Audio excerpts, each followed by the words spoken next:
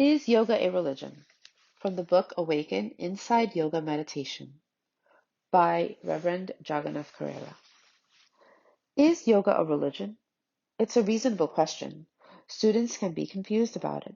They read or are told that yoga is not a religion, yet when they walk into their local yoga studio, they often see an altar with Hindu deities on it and are treated to chanting the names of deities such as Ganesh or Durga. If yoga is not a religion, is it a way of life or a science? The answer is not so simple. We first have to define what we mean by religion. The Latin root of the word religion is religare, to bind back to. The word is used by different people to refer to different realities. Even scholars and theologians don't agree on the definition of religion. For most of us, the word immediately brings up ideas of a supreme being. Yet there are faith traditions like Buddhism or Taoism that have no such ideas. Even so, most people still consider them religions.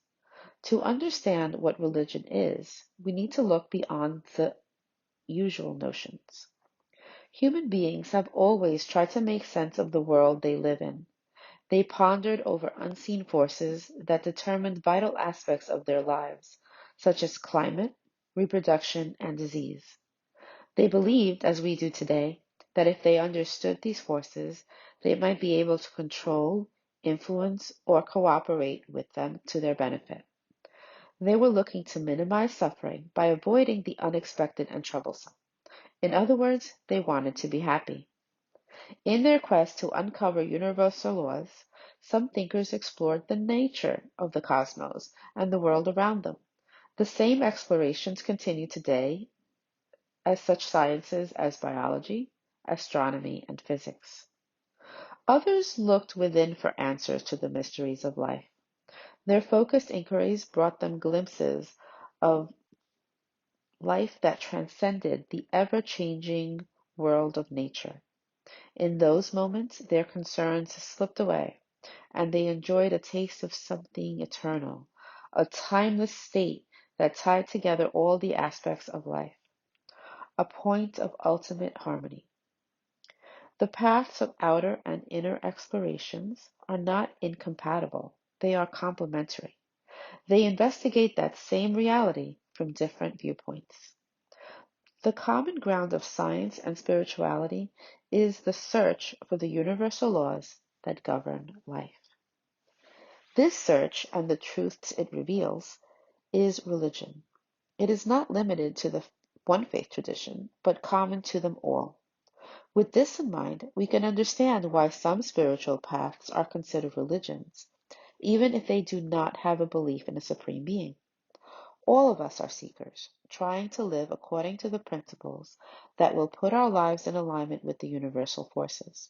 We are trying to go with the flow. If you define religion in this way, yoga is a religion. If religion is defined as institutions, as organized sects and dogma, then yoga is not a religion. How you answer the question is your decision. Yoga, like religion, is a personal quest to end suffering by direct experience of the transcendental truth that brings supreme peace, and that is the point of unity for all objects and events. The problem with words. We can learn a great deal from scholars, institutions, and theologians, but it would be a shame to limit our understanding of yoga and religion to academic definitions. Especially in matters of spirit, word can get in the way of understanding. Using words as a journalist or scientist does would deprive the teachings of their intended meaning. Spiritual truths are often best expressed poetically rather than literally.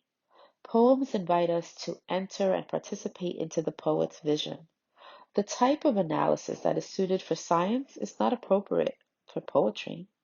It is the same with faith traditions. Only through immersing ourselves in the practices are inner truths revealed. We'll understand the insights that the teachings point to when we live, walk, wrestle, and dance with them. Experience is not only the best teacher, It is the only teacher. Too often, literal views of teachings are used to exclude people. If a person does not fit into someone's notion of a true believer, that person is liable to be considered an outsider, a threat to the status quo. The history of religions is filled with people and nations fighting over ideas of God. But when we look at the lives of self-realized individuals, the prophets, sages, and saints, we find deep agreement with the essentials. Of course, institutions do provide advantages and benefits. They help preserve a master's teachings, and they have resources to extend good works to many. A way of understanding yoga and religion. Perhaps the most accurate way of defining yoga as it relates to religion is this. What we know by the name of yoga is the same as the essence of all faith traditions. To be considered a house, a building contains certain essential elements: a foundation, walls, a door, and a roof. The number of doors and windows, the square footage, the architectural type, and the landscaping can vary. Similarly, all faith traditions contain the same essence. There is one universal, transcendental truth that is beyond name, form, and thought. That truth, fully present within every individual, can be realized by a pure heart, a still, clear mind. Purity of heart is attained by leading a selfless, dedicated life. From yoga's standpoint, there is no conflict between the teachings and practices of yoga and the exercise of anyone's faith tradition. When the vast library of yoga teachings and techniques is distilled, we discover a description of the goal of yoga that is common sense spirituality, one that would be difficult to argue against. Sri Swami Satchidananda always says, the goal of yoga is to have an easeful body, a peaceful mind, and lead a useful life. This is the definition from my master. It is not only appealing and simple, it is dead on accurate. Certainly, there are sects, institutions, theologians, and clergy that would disagree regarding yoga's universality. We should respect and not impose our views on others. Followers of any faith tradition, if they go deep into their path, will discover what we call yoga. No one needs to convert to or from yoga. There are many paths, but only one truth. Om Shanti, Shanti, Shanti.